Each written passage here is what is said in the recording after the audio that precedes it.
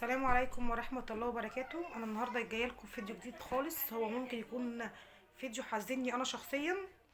انا امبارح كنت نازلة اجيب طلبات، كان حوالي على الساعة 9 كده في عبد الحميد مكي عندنا.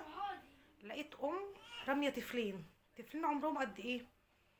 يعني من بين سنة وشهرين، واحد 4 سنين. انا لقيت لمة في الشارع كبيرة. ايه اللمة دي؟ قالوا لي ده في طفلين مامتهم رمتهم. ايه السبب بقى رميانهم؟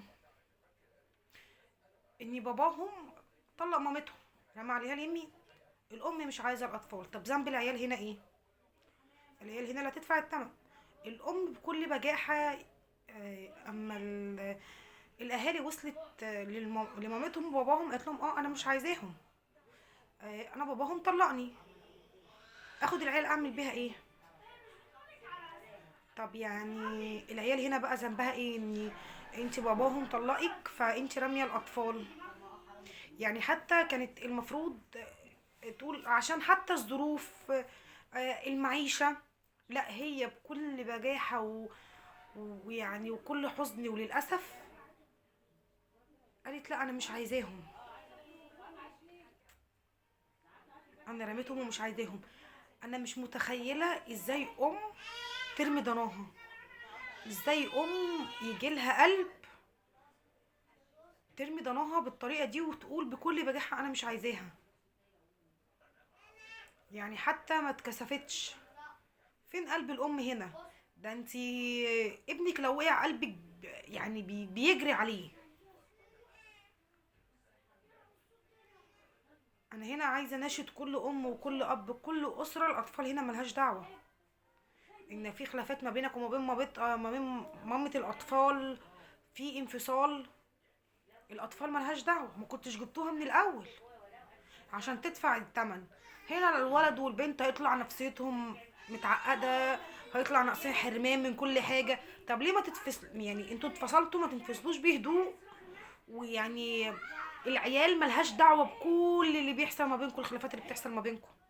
هي الاطفال كانت حلوه لما انتوا كنتوا عايشين سوا، والاطفال بقت وحشه ومش عايزاها لما اتطلقتي. ناس كتير جدا بتنفصل، ما بتعملش كده. انا بجد حزينه، بجد بجد حزينه على المنظر بتاع امبارح وعلى منظر الاطفال. يعني منظر بجد يقطع القلب. ان لما كبيره على اطفال دي حاجه لوحدها تخض، دي حاجه لوحدها توجع القلب، حاجه بجد توجع القلب. اني لما انا قلت في خناقه، في حد مات، في حاجه على اللمه دي كلها، اتفاجئ في الوسط في طفلين ملهمش اي ذنب ان جم في الحياه ومامتهم وباباهم في خلافات ما بينهم فرمى اليمين. فطب الحمد لله اللي انتوا اتطلقتوا بهدوء، بدل ما كانت الموضوع يوصل لاكبر من كده. كنتوا انتوا بقى قعدتوا اتفقتوا. طب الاطفال دي دلوقتي بيني وما بينك، مش نرمي الاطفال في الشارع. انتوا عرفتوا جالك قلب حد بتوع الاعضاء ياخدوهم يعملوا حادثه، بيحصل لا قدر الله اي حاجه للاطفال دي، هيبقى ذنبها في رقبه مين؟ في رقبتك ورقبه باباهم. ساعتها لو العيال دي حصل لها حاجه كنت اتحاسبتي، هتقولي ايه؟ انا رميتهم عشان مش عايزاهم عشان انا اتطلقت. ويا ريت كنت تكوني بتشوفيني، يا ريت تكوني بتسمعيني. انت بجد جحده، بجد بلا قلب بلا رحمه، بلا اي حاجه. انتزعت من قلبك الرحمه ان ترمي اطفالك دي. انت اللي تعبتي فيهم مش باباهم، انت اللي اتألمتي في فتره الحمل، انت اللي جبتيهم مش باباهم.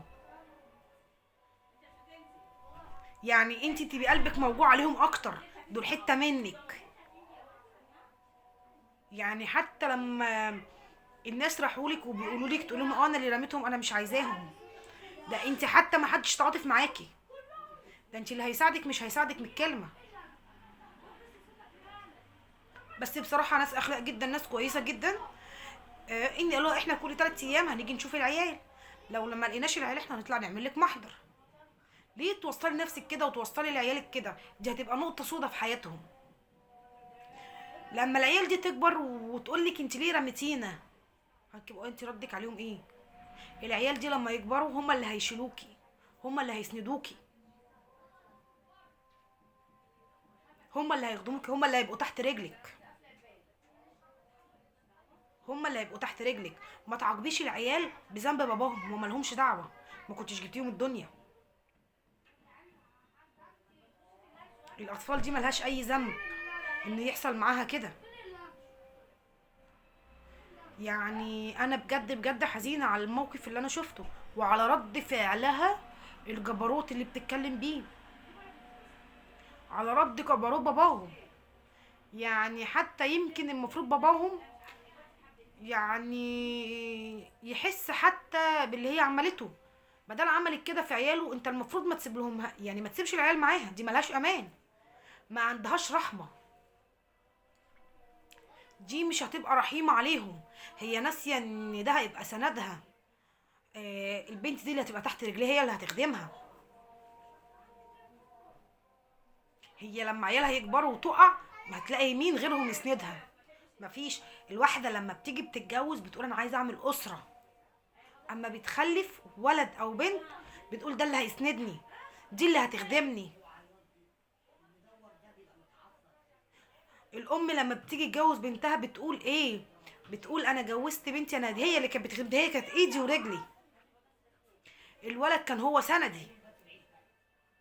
ومحدش لاقي اطفال، يعني محدش لاقي ضفر عيل. ناس بتعمل عمليات بألوفات عشان ضفر عيل، وانتي ربنا اداكي نعمة بترميها؟ انتي ربنا بيديكي نعمة وبترميها؟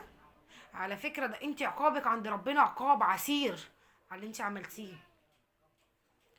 يعني انا كأم بجد حزينة على الموقف اللي انتي عملتيه، حزينة على الأطفال اللي ملهاش أي ذنب اللي هتطلع معقدة بسببك وبسبب باباهم. أنا مش محملة عليكي وسايبة باباهم، لا انتوا الاتنين. ان المفروض كان في قاعدة بقى، هنا احنا هنتطلق، احنا لحد كده كويس، ففي بينا أطفال بينك وما بيني، يعني تقعدوا وتحلوا مشاكلكم، مش ترمي أطفالكم، مش ترمي عيالكم. هو ده الحل بالنسبة لكم؟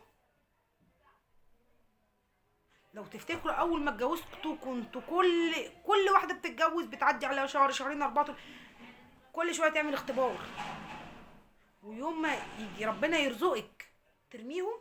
هي دي كانت فرحتك؟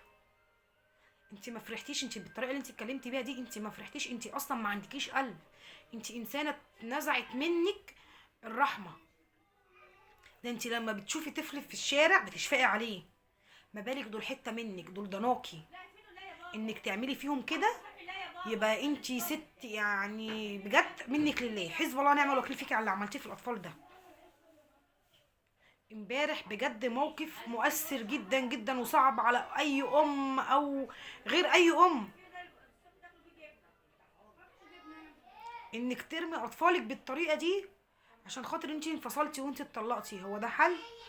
ده مش، في ناس كتير منفصله، في ناس كتير متطلقه ما رمتش اطفالها ليه. لو كل واحد فينا هيتطلق ويرمي عياله يبقى عليه العوض منه العوض، يبقى محدش يدور على الخلفه.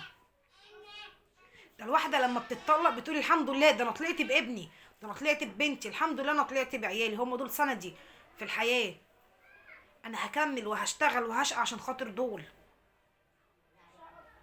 انا دخلتهم عليا بالدنيا. اي ام فينا بتعمل كده. انا حاسه بيكي ان كلمه طلاق، ان انت تتطلقي دي حاجه كبيره وحاجه توجع، بس ملهاش دعوه بالاطفال. دي الواحده لما بتتطلق ومعاها عيل بتمسكه في حضنها، بتبكي في حضن ابنها او في حضن بنتها، في حضن عيالها. مش هاخد عيال ارميه، ده كده مش انت كده، انت مش من جوزك، انت بتنتمي من عيالك على ذنب جوزك. هو مش فارق معاه، هو مش فارق معاه. فاللي انتوا بتعملوه ده بجد بجد بجد اتقوا الله، اتقوا الله. يا ريت تكوني بتسمعيني، يا ريت تحافظي على عيالك، عيالك دول اللي هيقفوا جنبك، اللي هيسندوكي، اللي لما يكبروا يعني لو قلتي هتلاقيهم هما، ولا اخت ولا اخ ولا ام ولا اب ولا اي حاجه بينفع. لو شالوكي مره مش هيشالوكي التانيه. لو تعبتي ورقدتي اختك او امك مره واتنين، باقي عيالك هما اللي هيجروا عليكي. انا مش بقول ان اخواتك تبقوا وحشين ولا امك، لا، انا بقول هيشيلوا يوم واتنين ومحدش هيشيل تاني. غير عيالك، مش هيحس بوجعك ولا تعبك غير عيالك. بنتك دي لما تكبر هي اللي كانت هتخدمك بعينيها. كنت المفروض تربي فيها الحنان، الحنية، الطيبة، مش القسوة اللي انت فيها. انت بتعلمي عيالك القسوة والجبروت، وان هم يبقوا جاحدين عليكي بالموقف اللي انت عملتيه. لما يكبروا دول ويعرفوا اللي انت رميتيهم في الشارع وما كنتش عايزاهم بكل بجاحة وبكل يعني اتنزعت منك الرحمة تقولي اه انا مش عايزاهم. ف انا بجد بجد انا حزينة على الاطفال جدا. يعني موقف امبارح، يعني موقف حزين جدا، حزني جدا جدا جدا على الاطفال دي وعلى رد مامتهم وعلى رد باباهم. بجد بجد رساله كل الام وكل اب بينفصلوا عن بعض، يا ريت ما يدخلوش العيال في الخلافات اللي ما بينهم. يا ريت العيال اللي هتدفع الثمن، مش انت ولا هي. العيل لما يطلع مش حاسس بحنان اب بحنان ام بجبروت، هيطلع انسان مش يعني معقد. فيا ريت كل ام وكل اب انفصلوا باحترام، بأدب، وبالذات لو ما بينهم عيال، ويتفقوا ما بين بعض ان هو ممكن ياخدهم خميس وجمعة او ياخدهم كل جمعة. بس لازم التفكك الاسري ده يعني حاجة وحشة جدا، حاجة وحشة وحشة وحشة جدا، وبتأثر على العيال بطريقة سلبية. فيا ريت يا ريت يا ريت خلي بالكوا من اولادكم، ويا ريت تكوني بتسمعيني، حسسي عيالك بالامان. خدي عيالك في حضنك، عيالك دول اللي هينفعوكي، عيالك دول اللي هيشيلوكي، محدش هيشيل غيرهم. فيا ريت بعد اذنكم كل اللي بيسمعني، ويا ريت تكون الرساله توصل لك، ويا ريت تسمعيني. انت امبارح ما اتكلمتيش على ماديه، ما قلتيش انا عشتي، انا مش هقدر. العيشه، انت ما اتكلمتيش على كل ده. انت كل حاجه انا مش هاخدهم، انا مش عايزاهم. فيا ريت، انا عارفه ان الفيديو طول عليكم قوي، بس بجد الموضوع مؤثر جدا جدا جدا، وكان كل اللي مكاني هيشوف امبارح الموقف ده كان هيتأثر جامد جدا يعني بالموقف ومنظر العيال كمان.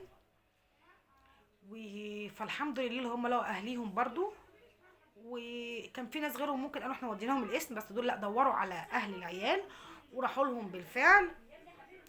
وده كان رد الام ورد الاب، انا مش عايزهم وهي مش عايزاهم، هو طلقها فهي مش عايزه العيال. فيا ريت ما تدخلوش العيال ما بينكم، ويا ريت تاخدي عيالك في حضنك، ويا ريت تقدري تنسيهم الموقف اللي حصل امبارح. معلش انا اسفه، انا عارفه طولت عليكم في الفيديو، بس المفروض يعني انا كنت لازم اتكلم في الموضوع ده. الموضوع ده مهم جدا. الموضوع ده زي ما حصل امبارح اكيد بيحصل مع ناس تانية كتير، بمواقف تانية كتير، في اماكن مختلفة برضو. فالعيال ملهاش ذنب. فيا ريت كل اسرة او كل حد بيطلق مراته او بينفصل، العيال ما تدخلوش العيال ما بينكم.